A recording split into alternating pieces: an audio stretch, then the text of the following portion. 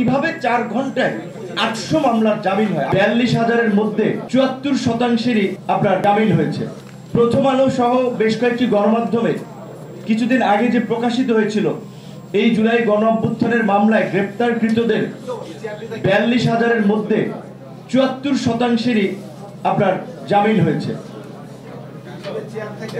এখানে আমাদের সামনে বসা মির্জা ফখরুল ইসলাম আলমগীর সাহেবের মতো একটা পার্টির সিনিয়র লিডার, একেবারেই বাংলাদেশের সব শ্রেণীর মানুষের কাছে মোটামুটি তার ব্যক্তিত্ব এবং তার রাজনৈতিক ক্যারিয়ারের কারণে সমাদৃত। তাকে আমরা দেখেছি যে 28শে অক্টোবর, গতকালকে যে ভয়াবহ 28শে অক্টোবর গিয়েছে, 2023 সালের 28শে অক্টোবর একটা শান্তিপূর্ণ আন্দোলনকে কিভাবে আইন শৃঙ্খলা বাহিনীর পৃষ্ঠপোষকতায় নস্যাৎ করে দেওয়া হয়েছিল, এবং সেই আন্দোলনে এই আন্দোলন বানচাল করারই প্ল্যান ছিল পুলিশ হত্যা করা। তারা হত্যা করেছে। সেই মামলায় মির্জা ফখরুল ইসলাম আলমগীর সহ বিএনপির সিনিয়র নেতারা জেলে গেলেন এবং তিনি 1 নম্বর আসামি ছিলেন। তাদের শারীরিক কন্ডিশন বিবেচনায় জামিনও দেওয়া হয় নাই, এবং তার বের হতেও আপনারা দেখেছেন সেই অক্টোবরে গ্রেপ্তার হয়ে ফেব্রুয়ারিতে 4 মাস। তার মতো সিনিয়র লিডার, পার্টির সেকেন্ড ম্যান, তারাও 4 মাস একটা বৃদ্ধির মামলায়, মূলত সেটা নির্বাচন করার জন্য এই মামলাগুলো দেওয়া হয়েছিল। তো 7ই জানুয়ারি নির্বাচন হয়েছে, নির্বাচনের পরে ছেড়ে দিতে পারত, দেওয়া হয়নি। এবং আদালতকে কিভাবে নিয়ন্ত্রণ করা হয়েছে রাজনৈতিক প্রতিপক্ষকে দমন করার জন্য, আপনারা জানেন। তো এই গণ অভ্যুত্থানের স্পিরিটকে ধারণ করে অন্তত এই গণহত্যায় যারা জড়িত, এই ফাঁসিবাদী শাসনের সাথে যারা জড়িত, তারা কারাগারে থাকবে, তাদের একটা দৃশ্যমান পানিশমেন্ট হবে, এটা তো আমরা প্রত্যাশা করতে পারি।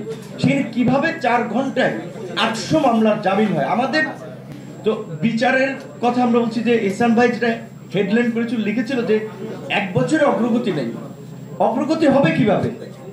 বিচারালয় থেকে শুরু করে সচিবালয়, সামরিক বাহিনী থেকে প্রশাসন, কয়টা জায়গা থেকে আমরা আসলে প্রকৃত অর্থে যারা ফ্যাসিবাদের সহযোগী ছিল, ফ্যাসিবাদকে পৃষ্ঠপোষকতা করেছিল, আমরা মুক্ত করতে পেরেছি?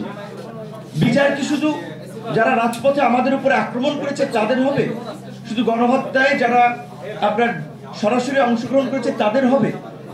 এই দানবকে যারা তৈরি করেছে, ব্যবসায়ী শ্রেণী, এবং এই দানবকে তৈরি করে যারা লুটপাট করেছে, তাদের বিচার হবে না? এই সরকারের 111-এর সরকার অন্তত আমরা দেখেছিলাম দুর্নীতির বিরুদ্ধে একটা শক্ত অবস্থান শুরুর দিকে ছিল। এই সরকারের আমলে বলেন যে এই ধরনের কয়টা অভিযান পরিচালিত হয়েছে, কয়টা দেশের চিহ্নিত দুর্নীতিবাজ লুটেরাদেরকে গ্রেপ্তার করা হয়েছে। বরঞ্চ আমরা দেখি যে অর্থ পাচারকারী, স্বর্ণ চোরাচালানি, তারাও জামিনে বের হয়ে যাচ্ছে। কিছু জায়গায় আপনারা জানেন যে ডায়মন্ড ওয়ার্ল্ডের আপনার মালিক ছিলেন দিলীপ আগারওয়াল নামে, তার বিরুদ্ধে স্বর্ণ পাচার থেকে শুরু করে চোরাচালান এমন হেন অভিযোগ নাই, তিনি জামিনে বের হয়ে গিয়েছেন। এখন কিভাবে জামিনে বের হচ্ছে? খোঁজ দিয়ে গেলে দেখা যাচ্ছে যে আমাদের রাজনৈতিক নেতৃবৃন্দ এই ক্ষেত্রে তাদের পক্ষে দাঁড়াচ্ছেন, সমর্থন করছেন। এবং এটা আমাদের জন্য লজ্জার যে আমাদের সহকর্মী, আমাদের রাজনৈতিক নেতৃবৃন্দ যারা একসাথে রাজপথে আন্দোলন করেছে, কোর্টে আন্দোলন করেছে, নিপীড়নের শিকার হয়েছে, আজকে তারা এই ফ্যাসিবাদের দোসরদের জামিনের জন্য, শুধু আর্থিক প্রলোভনের জন্য তারা তাদের পক্ষে দাঁড়াচ্ছে।